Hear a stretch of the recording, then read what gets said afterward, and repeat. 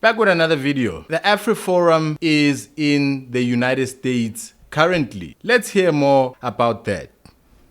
To this now, AfriForum and Solidarity are continuing their mission in the United States of America. The two Afrikaner organizations have been criticized for using false information to lobby the U.S. government under President Donald Trump. False information. Let's keep going.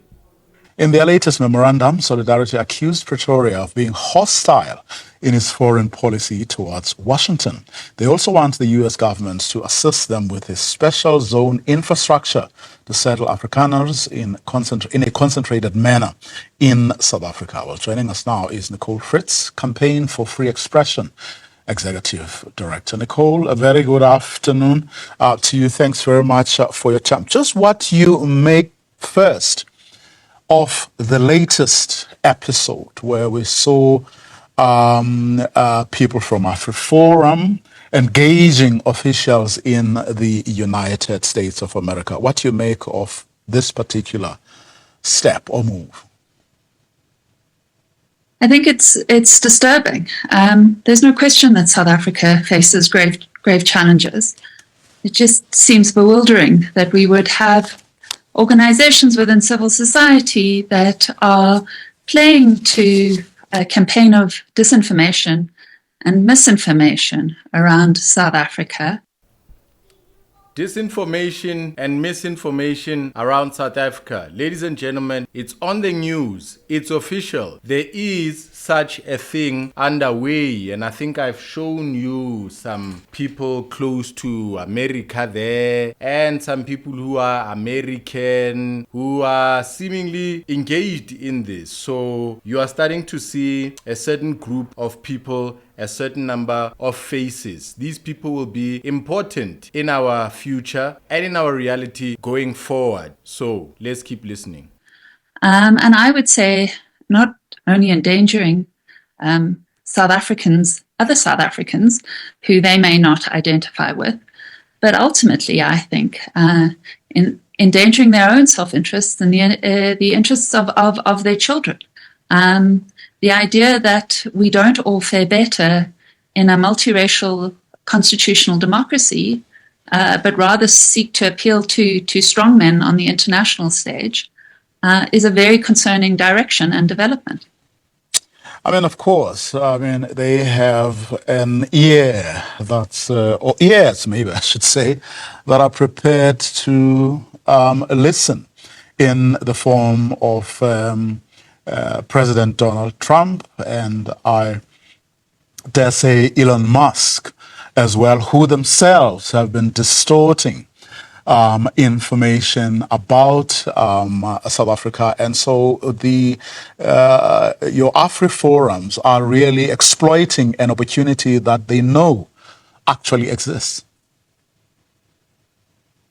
I think that's right. I mean, the question is whether, they really have the ear of Trump and Musk and whether, those individuals are, acting in anyone's best interests other than their own. I mean, what we've seen are actors that are entirely expedient, right?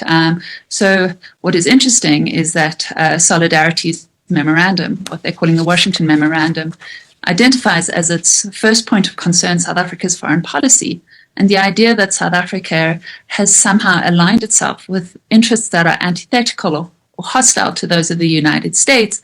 And among those actors that it lists as South Africa having aligned itself with is Russia.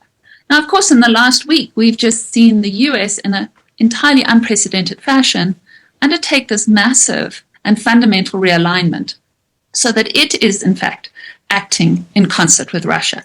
So in this historic UN vote, just in the last couple of days, we've seen the United States and Russia act in a coordinated fashion in order to try and defeat a resolution that would have condemned Russia's aggression against Ukraine and the invasion into Ukraine.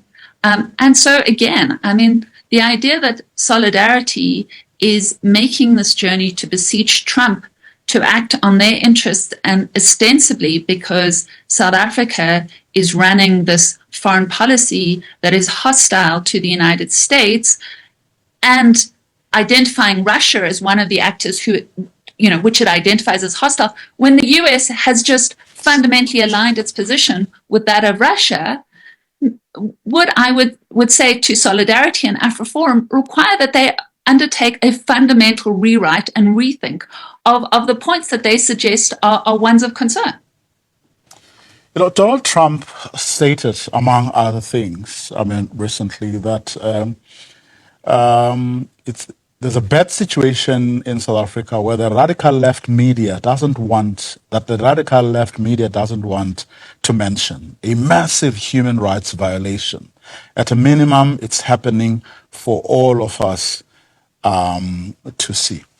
But what I'm getting at is, to what extent are we all, or have we been complicit? And I'm talking about us as the media, but also people like you who are in the free expression space, in how we have, for example, referred to or called your AfriForum's civil rights organizations and actually entertains their thoughts and campaigns, including, of course, misrepresentation and lies. Well, I don't know that there was a fundamentally different way in which to engage those. I do think that their approach now is deserving of fundamental criticism. And I would ask them whether they need to be criticized. Ladies and gentlemen, let's continue. They seriously believe that they and their children are better off in a country in which they believe an expedient, at best, actor like Trump is going to come to their rescue, rather than vesting their interests and their efforts and their energies in looking to safeguard and uphold our constitutional democracy.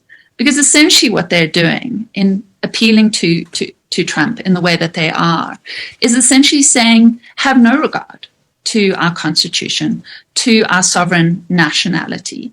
And my argument to them is, if you have concerns, and let's admit, all South Africans have genuine reason to be concerned about our government, about the unemployment we see, about the extent of poverty, about the extent of crime.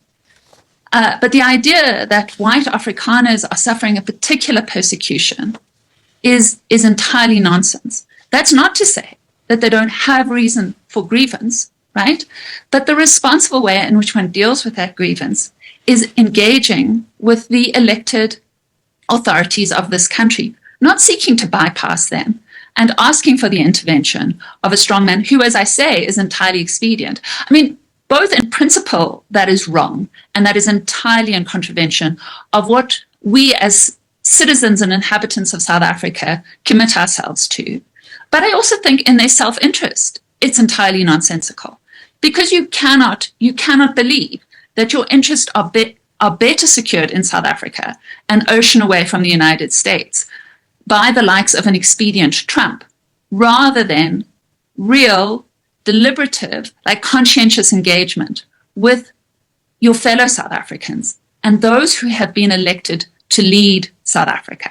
I think whether on principle or expedience, it just makes no sense what they're doing. It's not a question of, hey, by any means necessary. Besides, my enemy's enemy is my friend.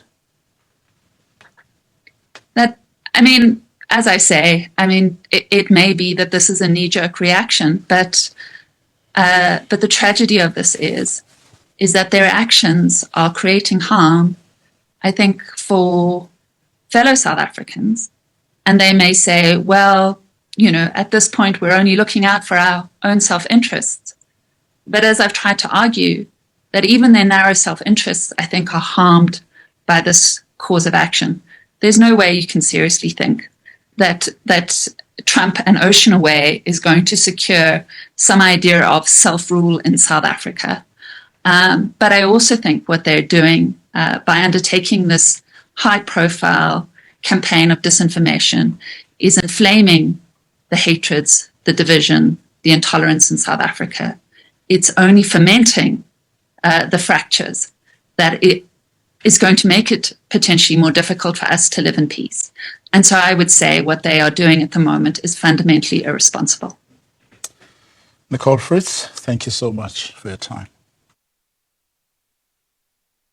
There will be instability, there will be division, there will be hate. Man shall rise against man. There will be wars on rumors of wars. In the last days, people will not respect each other. People will speak false about each other. A brother will bear false witness against a brother, and all kinds of totalitarian disinformation, misinformation tactics and habits. I will see you next time. Let's watch, let's see what is currently going on.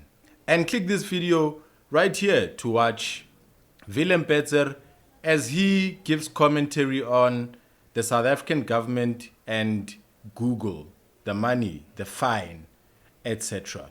Ladies and gentlemen, I'll see you next time.